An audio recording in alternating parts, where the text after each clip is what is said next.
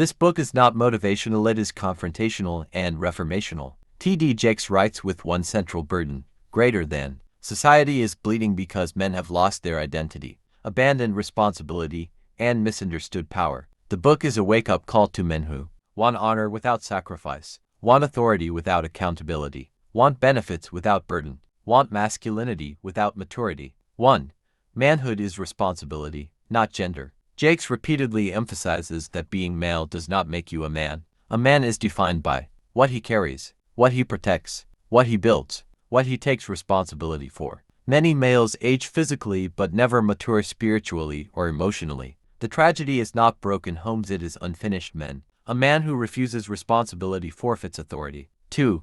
The sin of abdication, the silent killer. One of the strongest emphases of the book is abdication. Men who step back when they should step up. Forms of abdication include fathers who provide money but no presence, husbands who avoid emotional leadership, men who leave prayer, discipline, and direction to women, leaders who run from accountability. Jakes warns, when men abdicate, women overcompensate, children suffer, and chaos becomes normal. 3.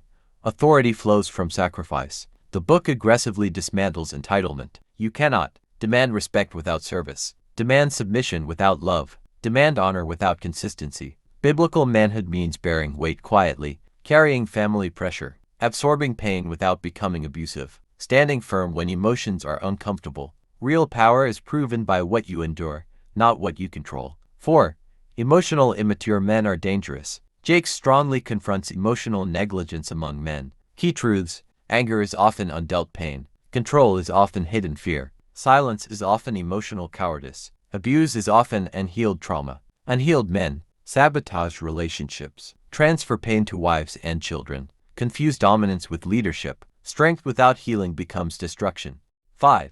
Sexual discipline is a test of manhood. This section is especially weighty. Jakes teaches that sexual irresponsibility is a leadership failure. Lust weakens judgment. Infidelity fractures legacy. Appetite without discipline destroys destiny. Sex is not just private behavior, it affects authority, credibility, spiritual sensitivity, generational impact. A man who cannot rule his body cannot rule anything else. 6. Fatherhood, the measure of true legacy. Fatherhood is portrayed as identity shaping, not just biological. A father's role includes affirmation, presence, correction, direction, blessing. Absent fathers produce identity confusion, emotional instability, rebellion or passivity, repeated cycles of dysfunction. What a father does not affirm, a child will search for elsewhere. 7. Spiritual leadership is not optional. Jakes stresses that men must lead spiritually, not dictatorially. Spiritual leadership means modeling prayer, setting moral tone, submitting to God personally, serving, not dominating. A man who refuses spiritual leadership weakens his household, leaves spiritual doors open, relinquishes priestly authority. If a man will not kneel before God, he will eventually fall before pressure. 8.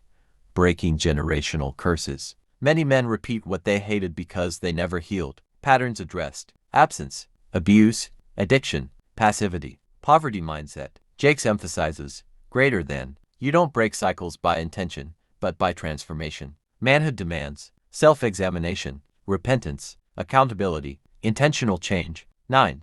Manhood requires accountability. A recurring warning in the book. Lone men fall easily. Isolated men deceive themselves. Unaccountable men self-destruct. True men submit to counsel, accept correction, walk in transparency. No man is strong enough to stand alone. Core declarations from the book. Manhood is burden-bearing. Leadership begins with self-mastery. Silence is not strength. Healing is courage. Authority is earned. Legacy is intentional. Godly men stabilize society. Final, heavy summary. So You Call Yourself a Man is a mirror, not a manual. It forces men to confront who they are versus who they claim to be. T.D. Jakes makes one thing unmistakably clear. Until men mature, families fracture, churches weaken, and societies decay. This book calls men to grow up, step up, heal deeply, lead humbly, live responsibly, serve sacrificially. For more insightful and faith-lifting audiobooks, do well to like and subscribe to this channel. Thank you for watching and listening to us today.